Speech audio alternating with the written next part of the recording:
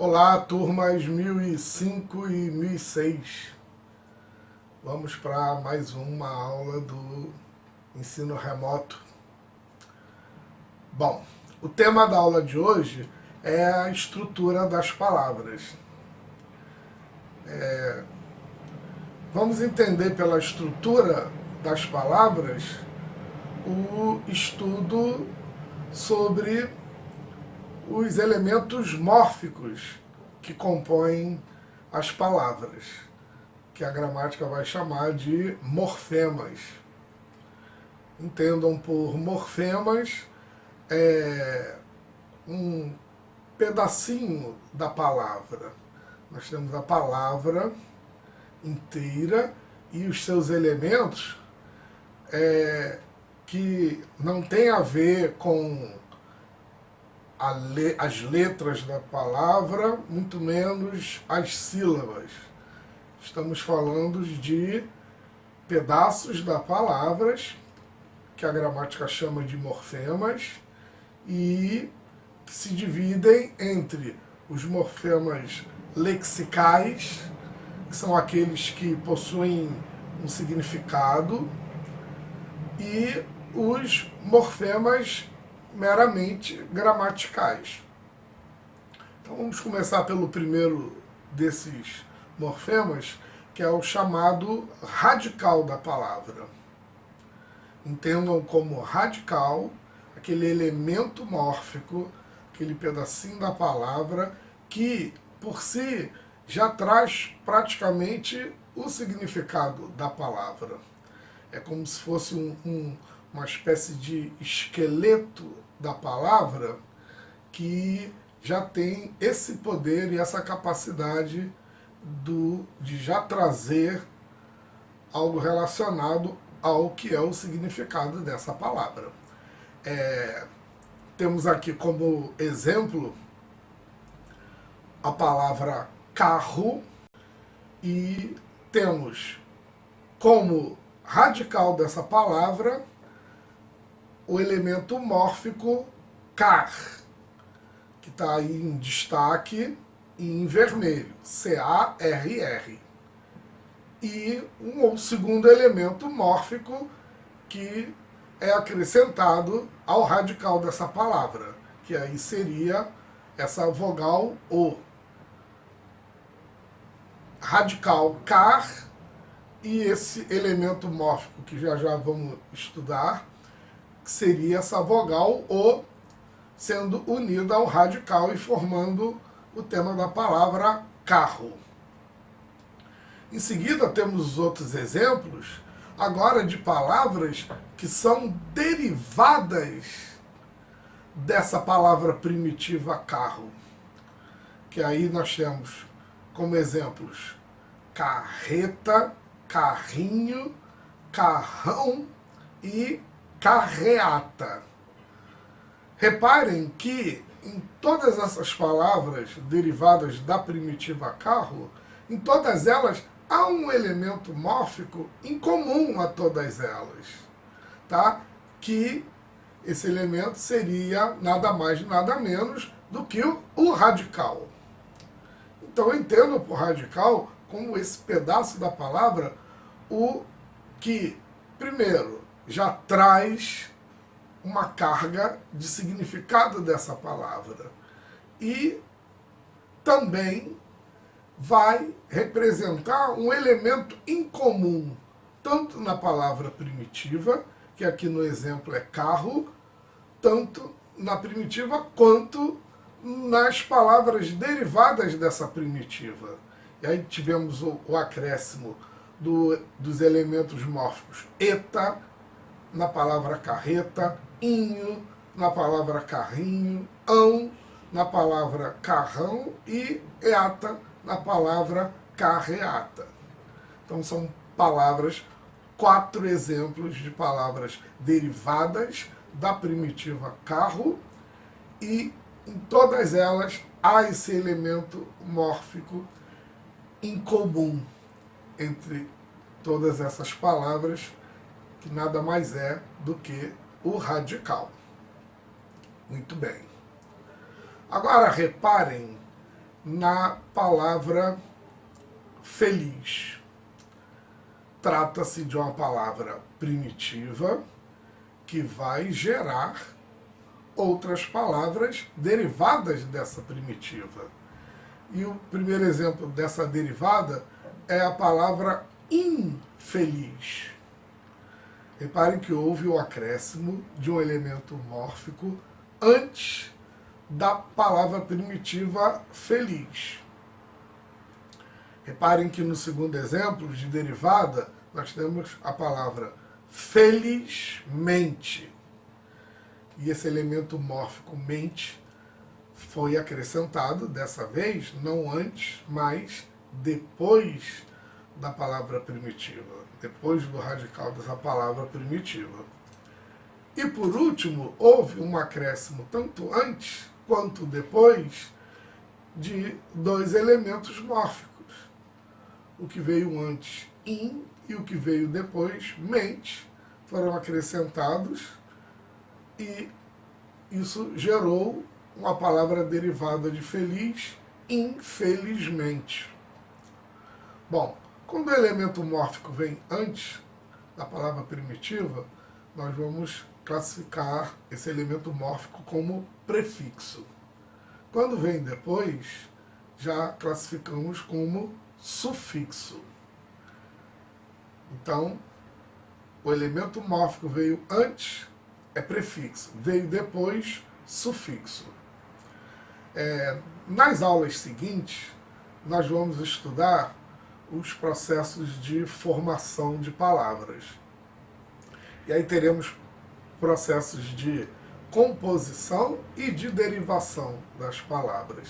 E aqui, nessa palavra feliz e nas derivadas, infeliz, felizmente e infelizmente, já temos exemplos desse processo de formação de palavras por derivação, sendo que não é o tema da aula de hoje.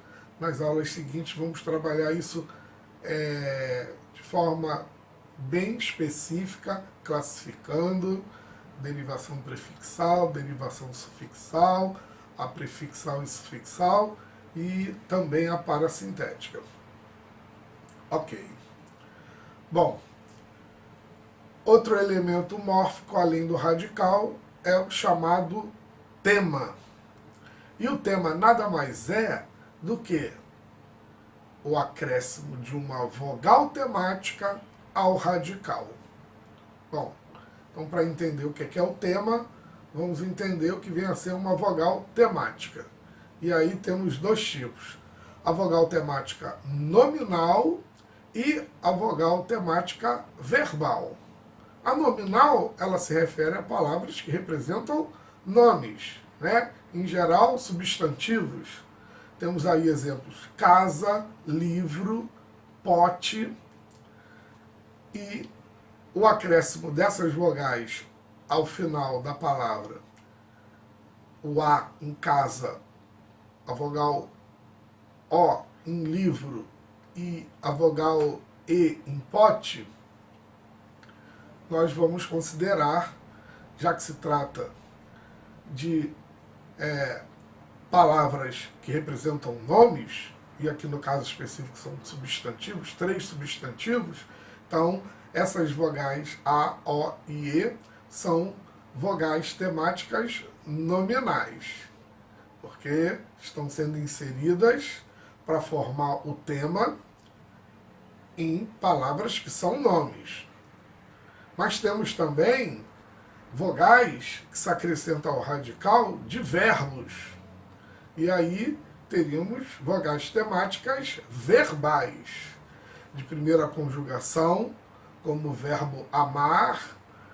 Esse A, essa vogal A, que foi acrescentada ao radical am, ela representa uma vogal temática verbal, que foi inserida em um verbo.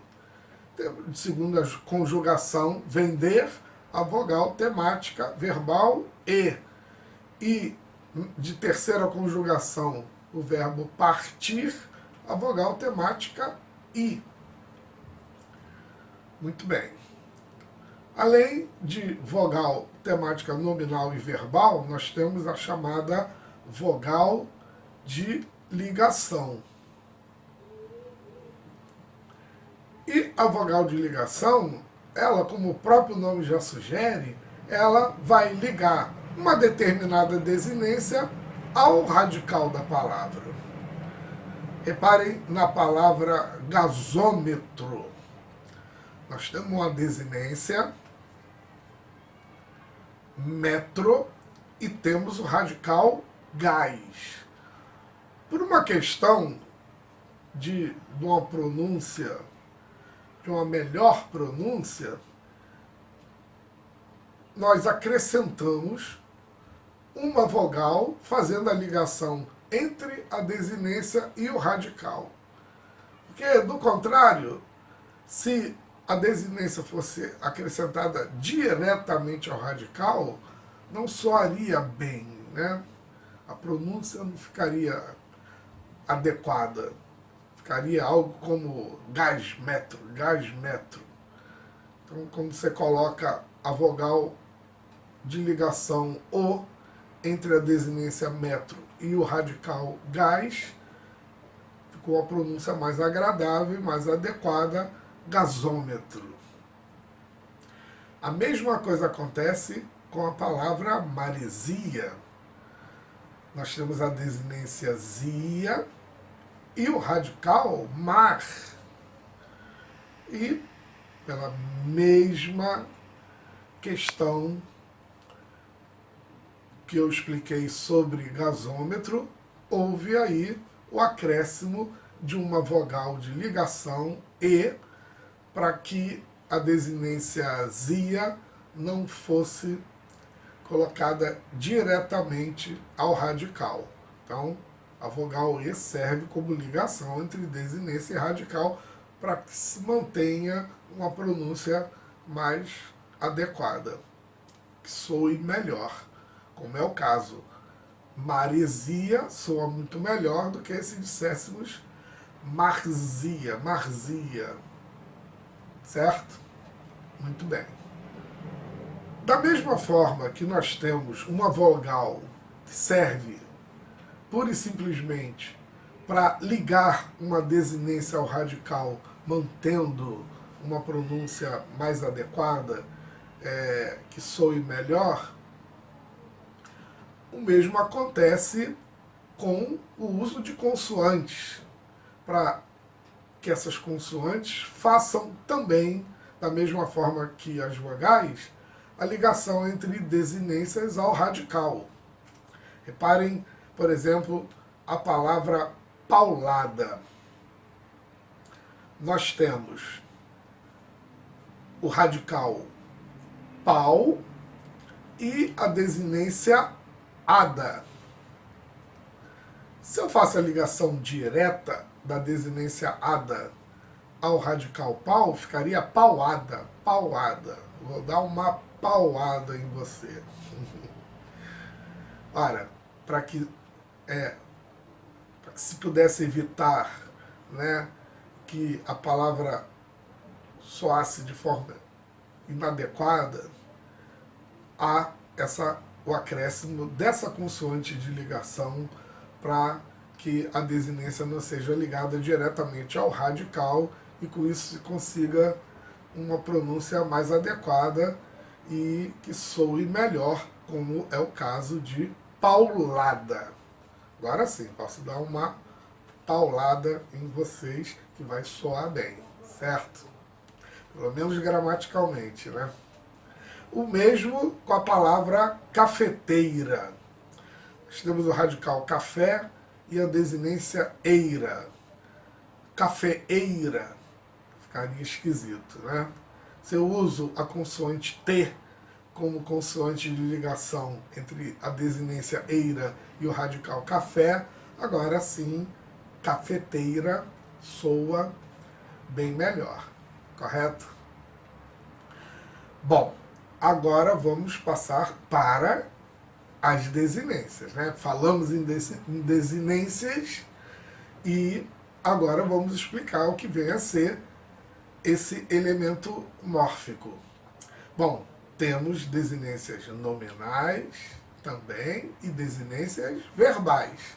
Ora, já sabemos que se é nominal se refere a palavras que são nomes. E ó, já temos aí substantivos, ó, menino, menina, meninos e meninas. Reparem que o que está as letrinhas que estão em destaque em vermelho, por exemplo, menino, essa vogal O não é mais vogal temática. Nesse caso específico, ela tem uma função. E essa função é de apontar o gênero dessa palavra. Então, menino, essa vogal O, ela é uma vogal que representa uma desinência nominal de gênero. Mais especificamente, o gênero masculino. Já a vogal A na palavra menina vai representar uma desinência nominal que vai apontar não o gênero masculino, como foi em menino, mas agora o gênero feminino. Menina, o A, classificado pela gramática como uma desinência nominal do gênero, indicando, apontando o gênero feminino. Muito bem. Já nas palavras meninos e meninas, nós temos uma consoante, o S, que vai ser indicativo de quê? De plural. Tem mais de um menino, tem mais de uma menina. Então, agora, essa desinência nominal, ela está apontando o número, mais especificamente, o plural. Ok? Então, esses são os exemplos de desinência nominal. Agora vamos para as desinências verbais. Se as nominais se referem a nomes, no caso dos exemplos anteriores eram substantivos, a desinência verbal, ela vai se referir a palavras que representem verbos. Muito bem. E aí, na classificação dessas desinências verbais, a gente já classifica pelo agrupamento, de acordo com as flexões verbais de modo, tempo, número e pessoa, que vocês já estudaram. Nós vamos ter desinências verbais de modo e tempo, número e pessoa, em grupos de 2. Então, desinências verbais, número pessoal. Se é número pessoal, vai indicar o número, se está indicando singular ou plural. Pessoal é uma das 3 pessoas do discurso. Primeira, segunda, terceira pessoas. Vamos para os exemplos dos verbos. Amar e cantar. Quando eu digo amo e quando eu digo canto, essas duas flexões verbais, elas estão flexionadas em que pessoa do discurso? Primeira, segunda ou terceira? Singular ou plural? Então, essas vogais ou dos verbos, das flexões dos verbos amar e cantar em amo e canto, as vogais o estão indicando o número, que é singular, e a pessoa, que é de primeira pessoa. Vamos lembrar o quadro das pessoas do discurso. Primeira pessoa, quem fala, eu e nós, né? Essa primeira pessoa, que é quem fala, essa primeira pessoa, ela é representada pelos pronomes pessoais do caso reto, são as próprias pessoas do discurso. No caso, primeira pessoa, que é quem fala, eu e nós. Eu singular, nós plural. Segunda pessoa do discurso é com quem se fala, representado pelos pronomes tu e vós. Tu, singular, vós, plural. E a terceira pessoa do discurso é de quem se fala. E aí, essa terceira pessoa é representada pelos pronomes ele ou ela, singular, eles ou elas, do plural. Então, na flexão do verbo amar em amo e canto, que é o primeiro exemplo de desinência verbal número pessoal, esse o está apontando primeira pessoa do singular. Primeira pessoa, por isso que é desinência pessoal. Do singular, representa desinência número. Então, número pessoal indica o número, singular ou plural. Pessoal, se é primeira, segunda ou terceira pessoa do discurso. Segundo exemplo, a flexão dos verbos amar e cantar em amas e cantas. Esse S em comum nas duas flexões dos dois verbos, esse S, ele está representando essa consoante, representando a segunda pessoa do singular. Qual seria o pronome pessoal do caso reto? Que representa a segunda pessoa do singular. O pronome tu. Então, na verdade, tu amas, tu cantas. Da mesma forma que no primeiro exemplo, seria eu amo, eu canto. Por isso que é a primeira pessoa. No segundo exemplo, amas e cantas, tu amas, tu cantas. Ou seja, segunda pessoa do singular. Por isso, o Szinho, ele representa uma desinência verbal número pessoal. Terceiro exemplo, verbo amar e cantar agora estão flexionados da seguinte forma: amamos, cantamos.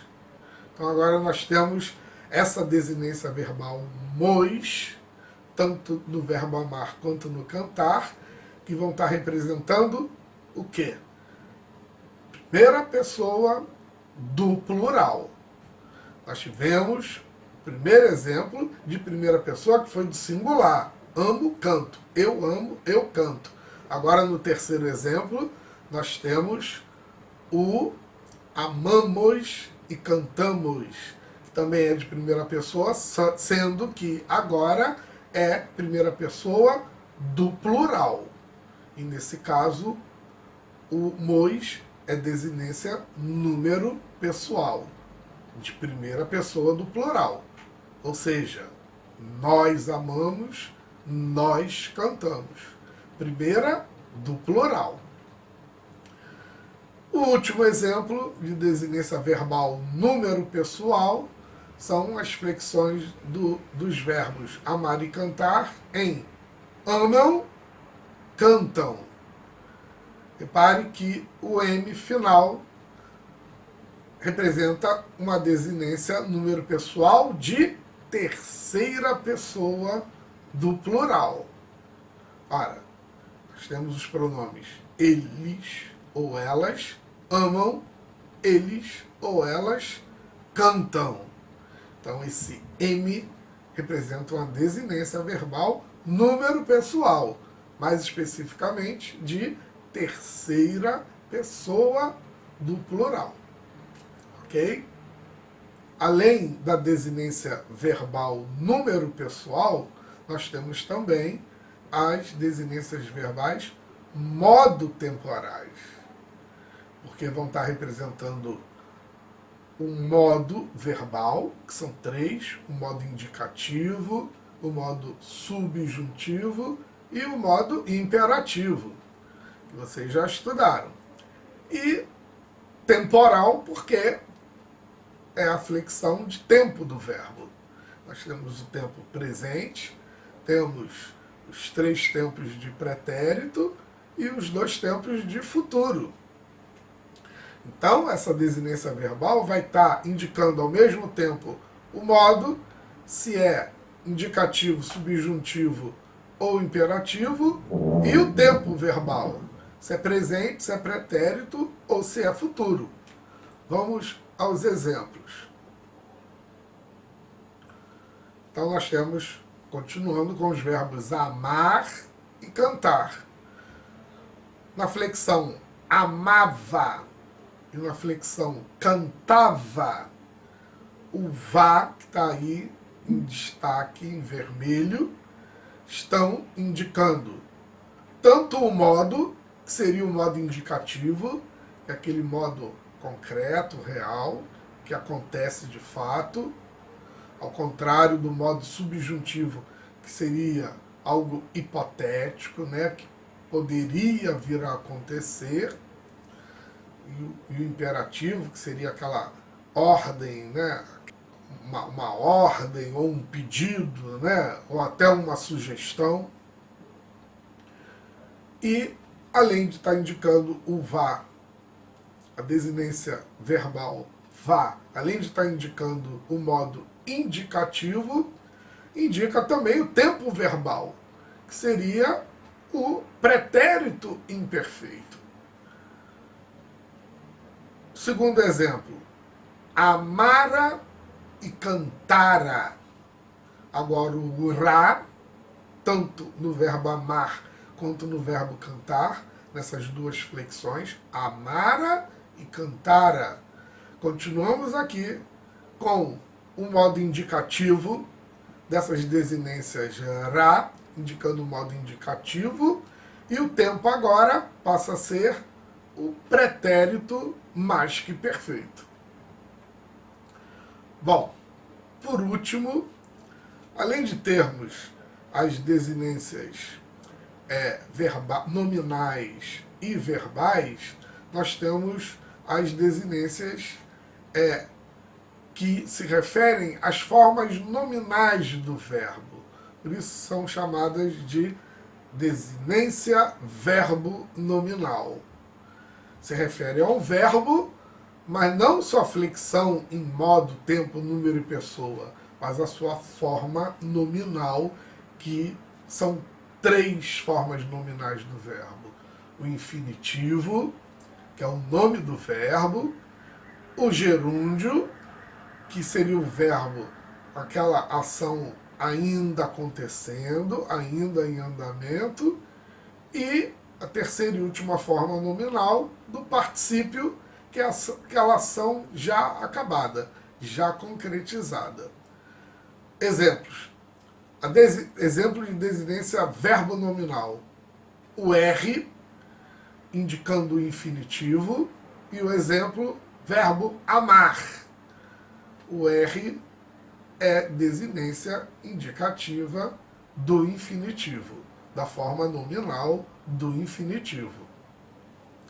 Segundo exemplo, o NDO, que seria uma desinência verbo nominal indicativa do gerúndio. E o exemplo vem logo a seguir, amando, com o NDO em destaque em vermelho, que é a desinência indicativa da forma nominal do gerúndio. Por último, o do, que seria a desinência verbo nominal indicativa da forma nominal do particípio, que é o exemplo amado, o DO aí em vermelho, em destaque vermelho, mostrando a desinência verbo nominal indicativa do particípio. Ok, turma? Bom, turma, vamos agora vamos analisar as questões da atividade proposta para a aula de hoje, né? Com a temática estrutura das palavras. Repare que nós temos um poema do poeta Haroldo de Campos, que é um poeta que representou a poesia concreta, que vocês vão estudar no terceiro ano, a literatura da poesia concretista. E o poema, a primeira questão do poema diz que a base desse poema do Haroldo de Campos são os verbos nasce e morre. E o item A da primeira questão vai perguntar Qual o radical desses verbos? Então reparem que os verbos nasce e morre. Vamos lembrar que o radical é aquela parte, aquele esqueleto da palavra que traz a maior carga de significado dessa palavra, né? Então, uma dica, peguem o verbo, né, nasce, é o verbo nascer. Então vamos flexionar o verbo nascer e vamos ver o que fica em comum a cada flexão. Tá? Faz uma flexãozinha do verbo, primeira, segunda, terceira, singular e plural. E vamos ver que elemento mórfico fica em comum. Né? Se eu digo assim, ó, nascemos, nasceria, nasci, que tem em comum nessas três palavras? Isso vai ser o radical, ok? O item B, ainda da primeira questão, vai perguntar que morfema foi agregado ao radical da palavra renasce e remorre. Então, que morfema foi agregado ao radical? Vocês já sabem e já responderam no item A da primeira questão qual seria o radical da palavra nasce e morre. Só que agora a palavra é renasce e remorre. Então, que morfema foi agregado a essas duas palavras? Vamos lembrar que um morfema ele pode ser agregado antes do radical, pode ser agregado depois. Fica a dica, ok? O item C da primeira questão vai perguntar: sabendo-se que o prefixo re indica repetição, o que significa a palavra remorre? Palavra criada pelo poeta, né? Qual o significado de remorre? Pensem que é uma palavra que, na verdade, ela nem existe, né? É o chamado neologismo, é uma palavra criada pelo poeta dentro da atmosfera do poema concretista que ele elaborou, mas que adquire um significado. Mesmo não existindo no dicionário e sendo um neologismo, mas adquire significado. E aí vocês vão ter que me apontar. Sabendo que re indica repetição, ficou fácil, né? De explicar o significado da palavra remorre. Ok, turma? Então vamos para a questão 2. E a questão 2 vai dizer o seguinte: nas palavras abaixo, destaque os elementos mórficos indicados entre parênteses. Então vamos lá, temos itens de A a F. No item A, a palavra cafeteira. Está pedindo o elemento mórfico consoante de ligação. Então qual seria a consoante de ligação na palavra cafeteira? Ficou fácil, porque usamos até essa palavrinha lá no exemplo, né? Na hora da explicação da parte expositiva da aula de hoje. Então é só apontar na letra A qual seria essa consoante de ligação. No item B, na palavra atores, o item B pergunta qual seria a desinência de número. E por aí vai. O item C, na palavra noticiário, o que se quer é o sufixo. Qual é o sufixo nessa palavra? O item D, inseticida. Qual seria a vogal de ligação dessa palavra? O item E, na palavra alunos, qual seria a desinência de gênero? E por último, o item F, na palavra perseguir-se, qual seria a desinência modo temporal? Ok? Muito bem. A terceira e última questão da atividade de hoje fala que nós já estudamos o arcadismo enquanto gênero, enquanto corrente literária, e essa é uma estética que ela propõe uma linguagem mais simples, né, para a literatura, ao contrário do barroco, né, que pregava uma linguagem rebuscada, né? Muito bem. Os poetas árcades, eles valorizavam aquela vida simples, né, do campo, e linguagem e vida estando correlacionados. Ótimo. Então, o que se vai pedir nessa terceira e última questão da atividade de hoje é para classificar o elemento mórfico destacado na palavra acima. Ou seja, a palavra acima é arcadismo. E o que está em destaque, o que está sublinhado aí, seria o elemento mórfico ismo. Então, qual seria a classificação desse elemento mórfico dentro do que estudamos na aula remota de hoje sobre estrutura da palavra? Estudamos vários elementos mórficos, qual deles está exemplificado na parte ismo da palavra arcadismo. Ok? Turmas 1005 e 1006. Por hoje é só. Espero, como sempre, que todos estejam bem, desenvolvendo as atividades. Até semana que vem e cuidem-se bem, sempre.